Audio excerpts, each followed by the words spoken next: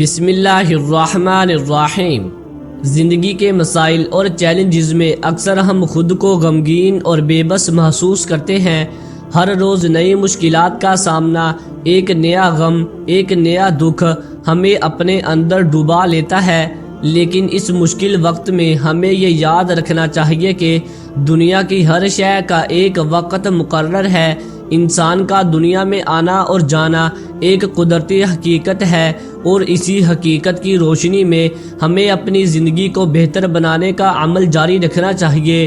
غائب ہو جانا کا مفہوم صرف جسمانی طور پر کہیں غائب ہونے تک محدود نہیں، بلکہ اس کا گہرا مطلب یہ ہے کہ انسان کو اپنے دل و دماغ کی گہرائی میں غائب ہو کر اپنے مقصد کو سمجھنا ہوگا۔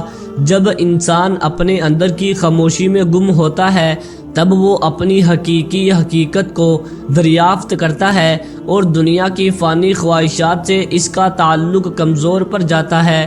یہ حقیقت ہے کہ ہم دنیا کی محبت میں اتنے گم ہو چکے ہیں کہ ہم اپنے اصل مقصد یعنی اللہ کی رضا کو بھول چکے ہیں۔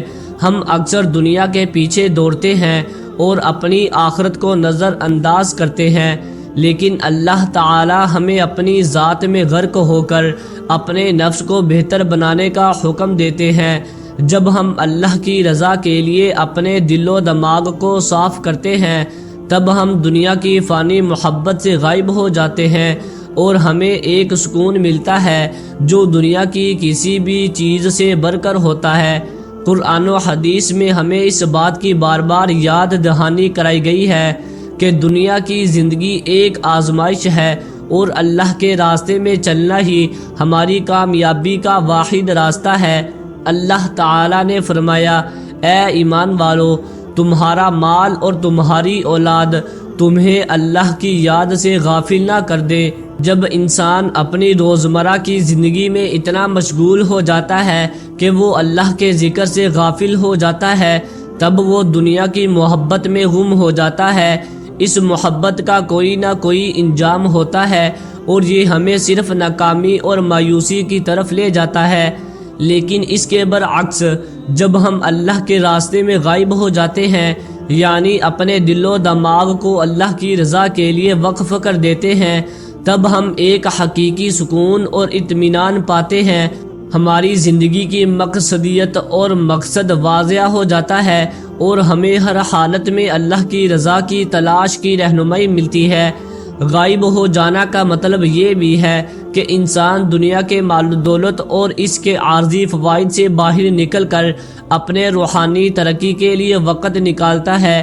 ہمیں اس بات کو سمجھنا ہوگا کہ دنیا کی لذتیں وقتی اور فانی ہیں، اور جو چیز ہمیں حقیقت میں سکون دیتی ہے وہ اللہ کی عبادت اور اس کی رضا کی کوشش میں ہے۔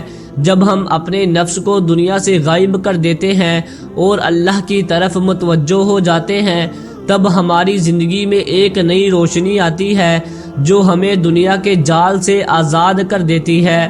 ہمارے پیارے نبی حضرت محمد صلی اللہ تعالی علیہ وسلم نے فرمایا، دنیا میں ایسے رہو جیسے تم اجنبی ہو یا راستے کے مسافر۔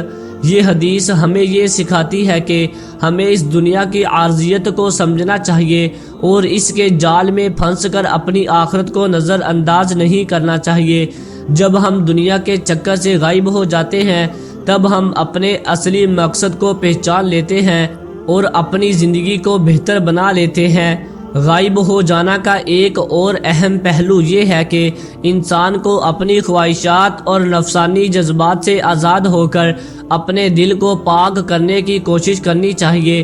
یہ جب ہم دنیا کی آرزو سے آزاد ہو کر اللہ کی رضا کی کوشش کرتے ہیں، تب ہمارے دل میں ایک ایسا سکون آتا ہے جو ہماری سوچ سے بھی بڑھ کر ہوتا ہے۔ ہمیں یہ یاد رکھنا چاہیے کہ دنیا کی فانی محبتوں میں ہم ہمیشہ غمگین ہی رہیں گے، لیکن جب ہم اللہ کی محبت میں غرق ہو جاتے ہیں، تب ہم سکون و اطمینان کا سامنا کرتے ہیں۔ آخر میں یہ بات کہوں گا کہ ہمیں اس دنیا کی حقیقت کو سمجھنا ہوگا۔